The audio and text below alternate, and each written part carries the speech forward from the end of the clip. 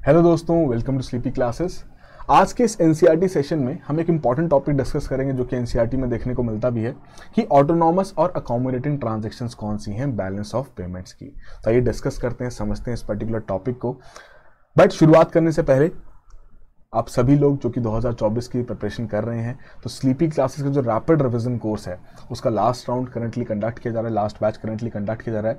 10 मई से क्लासेस शुरुआत हो चुकी हैं, लाइव क्लासेस कंडक्ट की जा रही हैं। इस वीकेंड सैटरडे संडे को इकोनॉमी की क्लासेस भी यहाँ पर कंडक्ट की जाएंगी। तो यदि आप चाहते हैं आपकी इकोनॉमी का रिवीजन हो सके, वैल्यूडेशन यहाँ पर हो सके, तो आप इंडिविजुअली भी उस कोर्स को यहाँ पर ले सकते हैं। अपार्ट फ्रॉम दैट आप चाहते हैं बाकी सब्जेक्ट्स की भी आपको यहाँ पर रिकॉर्डिंग मिल जाए तो वो भी आपके लिए यहाँ पर अवेलेबल है। तो बिल्कुल एनरोल कीजिए इस पर्टिकुलर कोर्स में, अपने 2024 की प्रिपरेशन को और बेहतर बनाइए। चलिए शुरुआत करते हैं आज के टॉपिक के साथ कि क्या है ये ट्रांजैक्शन जिनका यहां पर जिक्र किया जा रहा है, एनसीईआरटी में भी मेंशन किया गया है। इसे पढ़ने से पहले हम थोड़ा सा क्विकली यहां पर समझ लेते हैं कि भैया ये बीओपी क्या है, बैलेंस ऑफ पेमेंट्स क्या है। देखिए, हर एक देश का दूसरे देश के साथ यहां पर इकोनॉमिक ट्रांजैक्शंस देखने को मिलती हैं।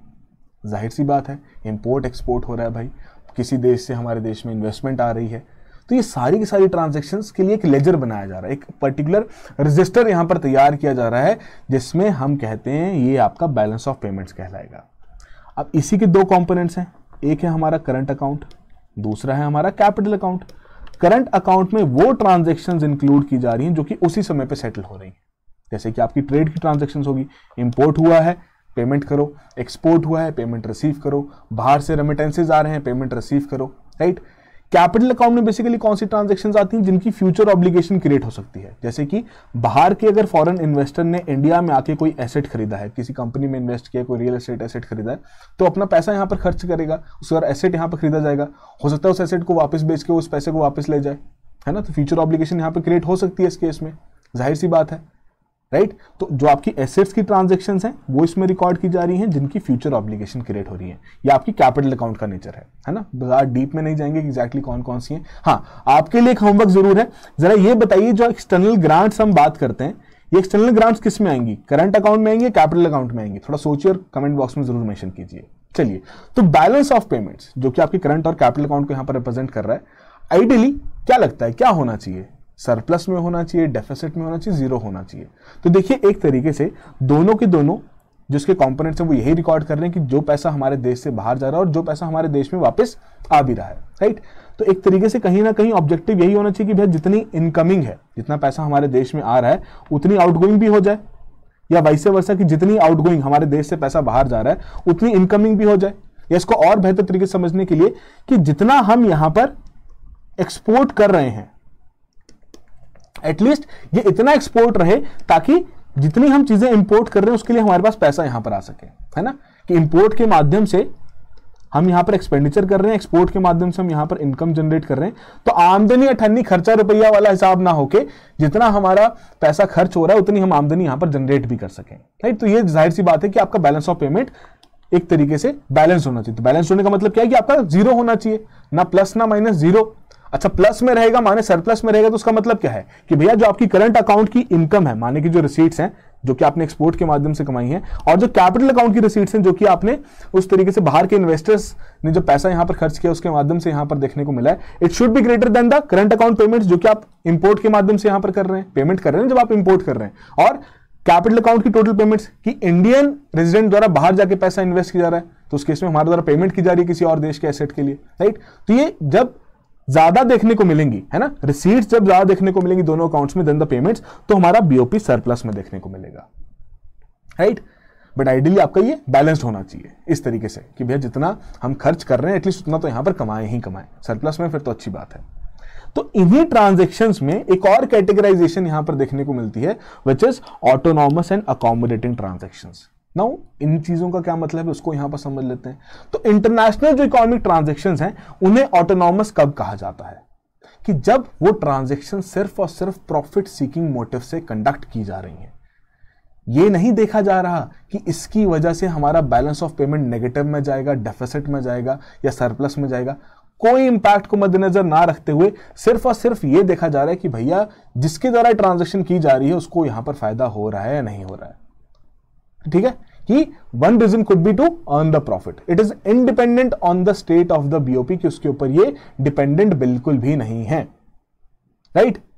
ओके, इसका एग्जांपल यहाँ पर ले लेते हैं कि मान लीजिए करंट अकाउंट हमारा नेगेटिव में है कि भैया हमारे इंपोर्ट ज़्यादा हो रहे हैं, एक्सपोर्ट कम हो रहे हैं, जिसकी वजह से करंट अकाउंट हमारा नेगेटिव में है। कैपिटल अकाउंट हमारा यहाँ पर पॉजिटिव में कि बाहर से अच्छी खासी इन्वेस्टमेंट आ रही है, बट बीओपी को जब हम यहाँ पर देखें, नेट वैल्यू निकालने की कोशिश करें तो भैया वो नेगेटिव में देखने को मिल रही है। एट द सेम टाइम जब ये सिचुएशन है तो उसी समय पे जो इंडियन टेक्सटाइल कंपनी मान लेते हैं कोई, जो कि डेफिनेटली ड्रिवन बाय प्रॉफिट ही है कि भैया पैसा कमाने के लिए यहाँ पर बैठे हैं, उनके द्वारा इंपोर्ट किया जा रहा है रॉ मटेरियल का। हालांकि वो डोमेस्टिकली प्रोक्योर कर सकते हैं, बट डोमेस्टिकली उन्हें महंगा मिल रहा है, बाहर से सस्ता मिल रहा है, तो इसलिए वो इंपोर्ट कर रहे हैं। अब जब उनके द्वारा इंपोर्ट किया जाएगा तो करंट अकाउंट के ऊपर और इंपैक्ट पड़ेगा, ये और नेगेटिव में चला जाएगा, जिसकी वजह से बीओपी आपका और डेफिसिट में यहां पर चला जाएगा। बट ये ट्रांजेक्शन बिल्कुल यहां पर की जा रही है क्योंकि उसको कोई भी लेना देना नहीं है कि बीओपी के ऊपर क्या इंपैक्ट पड़ रहा है। ये सिर्फ और सिर्फ प्रॉफिट सीकिंग मोटिव को यहां पर ध्यान रखते हुए ट्रांजेक्शंस कंडक्ट की जा रही हैं, राइट। इसीलिए इन्हें हम कहते हैं कि भैया ये आपकी ऑटोनॉमस ट्रांजेक्शंस है, किसी के ऊपर डिपेंडेंट नहीं है। ये ट्रांजेक्शंस होनी है तो भैया होनी है, पैसा बाहर से आना है, इन्वेस्टमेंट आनी है तो वो आनी ही है, राइट। ये इंपॉर्टेंट पॉइंट यहां पर ध्यान रखिएगा। चलिए, अच्छी बात है। इनके लिए एक और टर्मिनोलॉजी यहां पर यूज की जाती है जिसका नाम है above the line items. Now what do you mean by the above the line items? इसको एक बार इसको क्विकली यहां पर समझते हैं। थोड़ी अकाउंटिंग टर्मिनोलॉजी है, बट मैं कोशिश करूंगा कि आपको यहां पर समझ में आ जाए। देखिए, जब भी हम किसी पर्टिकुलर चीज का अकाउंट मेंटेन करते हैं तो हम देखते हैं भैया कितना खर्चा हुआ है, कितना पैसा कमाया गया है, राइट। इनकम हमारे द्वारा यहाँ पर कैप्चर की जाती है, एक्सपेंडिचर यहाँ पर कैप्चर किया जाता है, सारी एंट्रीज यहाँ पर आएंगी, सारी एंट्रीज यहाँ पर आएंगी, और लास्ट में फिर इनका बैलेंस निकाला जाएगा कि भैया करंटली क्या बैलेंस स्टैंड कर रहा है, राइट। तो ऑटोनॉमस ट्रांजेक्शंस बेसिकली ऐसी सारी ट्रांजेक्शन जो कि जब हम बैलेंस ऑफ पेमेंट का बैलेंस निकालने की कोशिश करेंगे तो यहीं पर आएंगी, लाइन से ऊपर ही ट्रांजेक्शन यहाँ पर आएंगी अबव द लाइन कि भैया ये ट्रांजेक्शन तो हुई है, राइट। हमारी इनकम यहाँ पर जनरेट हुई जब हमने एक्सपोर्ट किया, एक्सपेंडिचर यहाँ पर जनरेट हुआ जब हमारे द्वारा इंपोर्ट किया गया, तो सारी ट्रांजेक्शंस यहाँ पर रिकॉर्ड होनी है, अबव द लाइन में सारी ट्रांजेक्शंस रिकॉर्ड होनी है, इसलिए इन्हें अबव द लाइन आइटम्स भी कहा जाता है बीओपी में, ठीक है।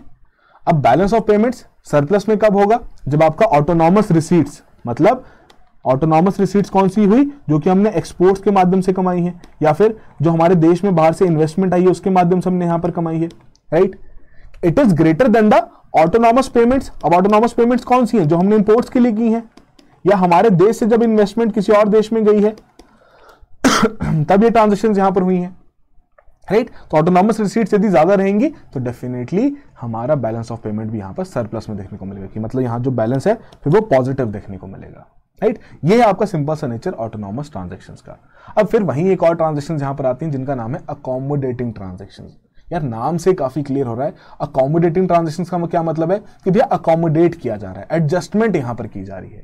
अगेन वही वाली बात अकाउंट्स वाली, कि जब भी आपका अकाउंट्स मेंटेन किया जाता है, बैलेंस शीट बनाई जाती है, तो इन दी एंड कोशिश यही की जाती है ना कि भैया नेट जो अमाउंट है जीरो निकाला जाए, है कि नहीं, कि फाइनल अमाउंट जीरो हो, दोनों साइड आपकी बैलेंस हो सके, जितना आपका खर्चा हुआ, जितना आपकी इनकम आई है उसको हम बैलेंस आउट यहां पर कर सकें, जाहिर सी बात है। तो भैया वो जो ट्रांजेक्शंस यहां पर की जा रही हैं चीजों को बैलेंस आउट करने के लिए, है ना, उसे हम कहते हैं अकोमोडेटिंग ट्रांजेक्शंस। अब यहां पर किसके बारे में बात कर रहे हैं? बैलेंस ऑफ पेमेंट्स के बारे में, कि जो मैंने आपको बोला कि जीरो भी हो सकता है, पॉजिटिव भी हो सकता है, नेगेटिव भी हो सकता है। तो यदि नेगेटिव देखने को मिल रहा है तो मतलब क्या है कि भैया हमारे देश के द्वारा ज्यादा खर्चा किया गया, ज्यादा पेमेंट्स यहां पर देखने को मिली है, राइट। ज्यादा पेमेंट्स यहां पर हमें देखने को मिली है, या फिर ऑटोनॉमस पेमेंट्स का जो अमाउंट है वो ऑटोनॉमस रिसीट से ज्यादा देखने को मिला, इसलिए वो डेफिसिट यहां पर क्रिएट हो चुका है। अब इस डेफिसिट को ब्रिज करने के लिए, बैक टू आइडल लाने के लिए हमें क्या करना पड़ेगा? कुछ ऐसी अकोमोडेटिंग ट्रांजैक्शंस यहां पर करनी पड़ेंगी। तो बेसिकली ये जो ट्रांजैक्शंस यहां पर कंडक्ट की जा रही हैं, ये क्यों की जा रही हैं? ताकि हम ये जो बैलेंस ऑफ पेमेंट में अगर कोई गैप क्रिएट हो रहा है, पॉजिटिव हो या नेगेटिव, उसको ब्रिज करने के लिए यहां पर आपकी ट्रांजैक्शंस कंडक्ट की जा रही हैं, रिजर्व ट्रांजैक्शंस यहां पर कंडक्ट की जा रही हैं, राइट। तो ये बेसिक सा पॉइंट है। अब वही वाली बात कि बिलो द लाइन आइटम्स का मतलब यहां पर क्या है? भैया अकाउंटिंग की स्टेटमेंट में अगर आप इनकम यहां पर निकाल रहे हैं, एक्सपेंडिचर यहां पर रख रहे हैं, फाइनली बैलेंस निकाल रहे हैं, फिर लास्ट में उसको बैलेंस करने के लिए कुछ ना कुछ एडजस्टमेंट तो डालोगे ना, कि भैया हाँ अब इसको एडजस्ट करने के लिए ये हमारी कुछ कुछ ट्रांजैक्शंस हैं जिन्हें हम यहां पर इसमें इंक्लूड कर रहे हैं। तो वो जो एडजस्टमेंट की जा रही है वो तो लाइन से बिलो ही की जाएगी, उससे ऊपर वाली तो ट्रांजैक्शन सारी की सारी हुई है।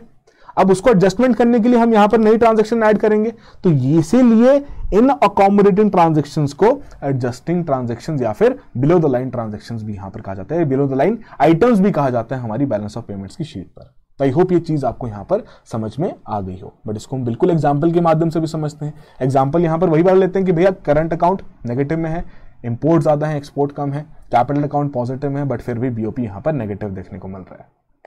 ओके, अब जाहिर सी बात है, अगर करंट अकाउंट हमारा नेगेटिव में है ना, -1500 हमारा नेगेटिव में देखने को मिल रहा है, जिसका शायद मैं एक ये रीज़न बता सकता हूँ कि भैया इंपोर्ट ज़्यादा है एक्सपोर्ट से, बट ये जो एक्स्ट्रा इंपोर्ट किया जा रहा है इसकी पेमेंट तो करनी पड़ेगी ना। तो जो हमारे पास एक्स्ट्रा पैसा कैपिटल अकाउंट में आया है, चलो उसके माध्यम से हमने पेमेंट कर दी, बट अभी भी यहाँ पर 500 रुपये बचते हैं भाई पेमेंट करने के। अब वो तो जिस बंदे ने वहाँ पर सामान भेजा है हमारे देश में, वो तो पैसा मांगेगा।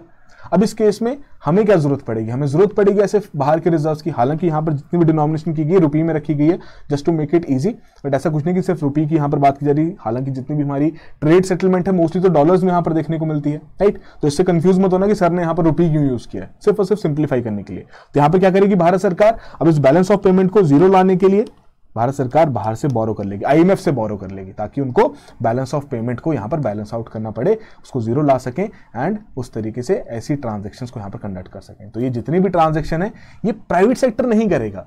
प्राइवेट सेक्टर को कोई लेना देना नहीं है कि भैया सरकार या फिर देश के बीओपी का क्या हाल है, जो लेना देना है वो सरकार को। तो ये जो ट्रांजैक्शन है ये उस पर्टिकुलर इकोनॉमी की सरकार द्वारा ही यहाँ पर कंडक्ट की जाएंगी and they are basically conducted, ताकि वहाँ पर बैलेंस या जो गैप यहाँ पर क्रिएट हुआ है बैलेंस ऑफ पेमेंट में उसे हम ब्रिज कर सकें। अब ये सिचुएशन ऐसे नहीं कि कोई नई चीज़ है। अब इसका एग्जाम्पल लाइव हम ये भी कह सकते हैं कि 1980s के दौरान जो एक्सटर्नल बोरिंग की जा रही थी वो किसी क्या कारण था एक्सटर्नल बोरिंग्स बढ़ने का, वो यही था कि 1980s के दौरान हम चीज़ों को एक्सपोर्ट नहीं कर पा रहे थे, राइट, जिसकी वजह से हमारी इनकम जो थी वो कम देखने को मिल रही थी। बट हम चीज़ों का इंपोर्ट तो कर ही रहे हैं, क्रूड ऑयल तो बाहर से आ ही रहा है, हमारी इंडस्ट्रीज यहाँ पर इस पर रन कर रही हैं, एक्सपेंडिचर बढ़ता हुआ देखने को मिल रहा था। तो जाहिर सी बात है हमारा बैलेंस ऑफ पेमेंट जो है फिर वो किस में जाएगा, डेफिसिट में जाएगा। क्राइसिस क्रिएट होने शुरू हो चुके थे, राइट, डेफिसिट में जा रहा है। उसको बैलेंस आउट करने के लिए भारत सरकार क्या कर रही है, फिर एक्सटर्नल बोरिंग्स कर रही है, बाहर से डॉलर खरीद रही है कि भाई चलो हमें थोड़ा बहुत डॉलर दे दी जाए। वो सिचुएशन वर्स हो गई डाउन टू 1991, फिर हमारे देश में इकोनॉमिक रिफॉर्म्स आए एंड आईएमएफ द्वारा फिर यहाँ पर हमें बोरिंग सपोर्ट प्रोवाइड की गई। तो वो जो बोरिंग भी की गई वो इसीलिए की गई ताकि हम इस चीज को बैलेंस आउट कर सकें एंड अपनी फ्यूचर जितनी भी एक्सटर्नल ऑब्लिगेशंस हैं उनको यहाँ पर पूरा कर सकें। क्लियर है? तो ऐसी ट्रांजेक्शंस को हम अकोमोडेटिंग ट्रांजेक्शंस यहाँ पर कहते हैं, जो कि अगेन सरकार द्वारा यहाँ पर कंडक्ट की जाती है for the sole purpose of balancing the balance of payment. तो आई होप ये चीज आपको यहाँ पर समझ में आ गई हो। तो आई उम्मीद रखता हूं कि कुछ ना कुछ आपका वैल्यूडेशन यहाँ पर जरूर हुआ होगा, राइट। एंड जो आपको होमवर्क दिया गया था एक्सटर्नल ग्रांट्स के बारे में तो भैया जरूर मेंशन कीजिएगा।